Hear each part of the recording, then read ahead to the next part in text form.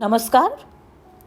ये है कहानियों का अद्भुत संसार, किस्सा कहानी, कहानियाँ जिनमें हम लिखते हैं खुद को। मैं हूँ शालिनी अग्रवाल और आज आपको सुनाने जा रही हूँ फलक के सदस्य विनोद सिन्हा सुदामा जी द्वारा लिखी एक कहानी जिसका शीर्षक है अंतिम दर्शन। चारों ओर विषैली गंध फैली थी। भीड़ मुंह ढके सारा मंजर चुपचाप देख और सुन रही थी, परंतु कह कोई कुछ नहीं रहा था, बस एक दूसरे को शांत नजरों से देखे जा रहा था। नगर पालिका की मुर्दा गाड़ी वर्मा जी के दरवाजे पे आकर लगी थी। किसी ने वर्मा जी की पत्नी के मरने की खबर नगर पालिका को कर रखी थी शायद, लेकिन वर्मा जी थे जो मान ही नहीं रहे थे और न ही स्ट्रेचर बॉय को अंदर कमरे में जाने दे रहे थे जहां उनकी पत्नी का पार्थिव शरीर पड़ा था। चलिए चच्चा, हटिए, कोई नहीं आने वाला, चच्ची को ले जाने दीजिए, मैं ज्यादा देर तक नहीं रुकने वाला। वैसे भी आज बहुत काम है, लोड भी ज्यादा है आज। स्ट्रेचर बॉय बार बार अपनी घड़ी देख रहा था और कहे जा रहा था, नहीं नहीं, जरा रुको भाई, वो आता ही होगा। अरे विदेश से आ रहा है, आने में थोड़ा समय तो लगेगा ही ना। उसके रूखे व्यवहार के बावजूद वर्मा जी विनम्रता पूर्वक स्ट्रेचर बॉय से विनती कर रहे थे, थोड़ी देर और रुक जाओ, साथ में बेटी और बच्चे भी हैं, कम से कम उन्हें अपनी मां के अंतिम दर्शन तो कर लेने दो। आखिर तुम भी किसी के बेटे हो। यह कहकर वो व्याकुल नजरों से दरवाजे की ओर देखने लगे। वो बार बार दरवाजे की तरफ दौड़कर जाते और लौटकर भीतर कमरे में पड़ी अपनी मृत पत्नी के पार्थिव शरीर से लिपटकर रोने लगते। देखो, अभी तक नहीं आए सब, तुम्हें बहुत विश्वास था, कुछ हो जाए तुम्हारी बेटी तुम्हें नहीं छोड़ सकती, एक ना एक दिन तुम्हारे पास आएगी। आखिर कब तक अपनी मां से दूर रहेगी।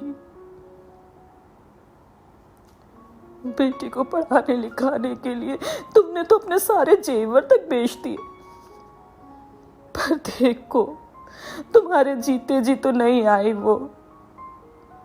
तुम्हारे मरने की खबर सुनकर भी लगता है कि वो नहीं आ रही। वो अपने बेटे और बेटी का विगत 2 दिन से इंतजार कर रहे थे, लेकिन अभी तक वे लोग नहीं आए थे। वर्मा जी ने बेटे और बेटी को जब से खबर किया था कि उनकी मां अब इस दुनिया में नहीं रही, उस खबर के बाद न तो बेटे का फोन लग रहा था और न ही बेटी का। दोनों के फोन लगातार स्विच ऑफ बता रहे थे। हालांकि मां के मरने की खबर सुनकर बेटे ने कहा था, टिकट लेकर आज शाम ही निकलता हूं, कल सुबह तक आ जाऊंगा, बहू और रास्ते में दीदी भी साथ होगी। लेकिन अब तक नहीं आया था। 3 दिन हो गए थे। अब तक तो आ जाना चाहिए था उसे और चोटी को। आखिर कब तक पत्नी के पार्थिव शरीर को इस तरह रोके रखे रहे। उनकी आत्मा बच्चों को सोच तड़प रही थी, जिन हाथों ने उंगली पकड़कर उन्हें चलना सिखाया, जिन कांधों ने बचपन में सहारा दिया, आज वही माँ बाप बेटे और बेटी के लिए जी का जंजाल बन गए थे। एक बार मुड़कर ताकना तक गवारा नहीं समझ रहे थे दोनों। जिन हाथों को बुढ़ापे में अपने थर्राते पिता के हाथों को थामकर उनका सहारा बनना था, आज वही बेटा उन्हें बुढ़ापे में मरता छोड़कर विदेश बैठा था। और बेटी की तो क्या कहें। कहा जाता है कि एक माँ बाप को सहारे के लिए बेटियां वरदान होती हैं। एक ही कोख से जन्म लेने वाले 2 औलादों में बेटा माँ बाप को ठुकरा सकता है, लेकिन बेटियां अपने माता पिता का बुरा कभी नहीं चाहती। लेकिन आज बेटे को छोड़ उनकी बेटी भी उनकी परवरिश को गलत साबित कर रही थी। वर्मा जी पत्नी का सर गोद में लिए रोए जा रहे थे, साथ ही साथ मरी पत्नी से बातें किए जा रहे थे।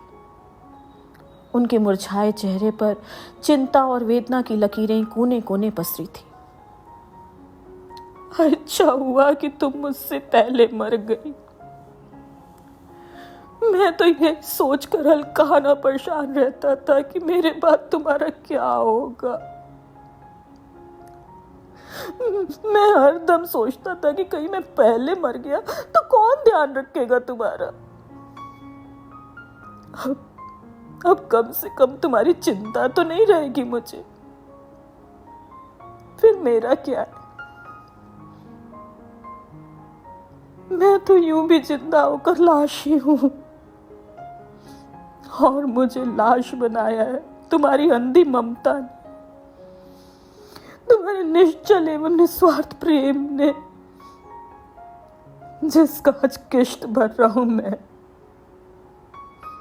कहकर पत्नी को सीने लगाकर रोने लगे। तभी स्ट्रेचर बॉय की आवाज ने उनका ध्यान भंग किया। स्ट्रेचर बॉय लगभग खिसियाहट भरे लहजे में कहने लगा, हटिए भी चचा, अब ले जाने दीजिए, कोई नहीं आएगा। मुझे ही अपना बेटा समझिए और चच्ची को ले जाने दीजिए। वर्मा जी ने भी मानो नियति से हार मान लिया हो जैसे। उनके ना करते भी स्ट्रेचर बॉय कमरे में घुस गया, लेकिन अगले ही पल आश्चर्य से उसके कदम पीछे हो गए। बिस्तर पर एक नहीं 2 मृत शरीर पड़े थे। सड़ी सिकुड़ी 2 लाश, जिसकी नजरें खिड़की से जाने किसको तक रही थी। एक वर्मा जी की पत्नी की, दूसरी उनकी खुद की। यह देख स्ट्रेचर बॉय की नजरें वर्मा जी को ढूंढ रही थीं, लेकिन वो कहीं नहीं थे। सच जान और सोच स्ट्रेचर बॉय की रूह कांप गई कि वो इतनी देर से वर्मा जी नहीं बल्कि उनकी आत्मा से बातें किए जा रहा था। इतनी देर वर्मा जी की आत्मा ने उसका रास्ता रोक रखा था। दूसरी तरफ बूढ़े माँ बाप को उनके जवान बच्चों के इस तरह मरता छोड़ जाने से पूरे मोहल्ले की आंखें दर्द से छलछला रही थी। सबकी आंखें नम थी। हाँ, ये अलग बात थी जो किसी ने लाश को छुआ तक नहीं था और न ही उन दोनों के अंतिम स्नान और कर्म की जहमत उठाने की कोशिश की थी। अकेला स्ट्रेचर बॉय वेदना में डूबा अपना कर्म कर रहा था। आज वो मुर्दों की बस्ती से 2 मुर्दे साथ ले जा रहा था श्राद्ध कर्म करने के लिए, क्योंकि और कुछ न सही वर्मा जी का अंतिम दर्शन तो सिर्फ उसने ही किया था, फिर चाहे उनकी आत्मा ही सही।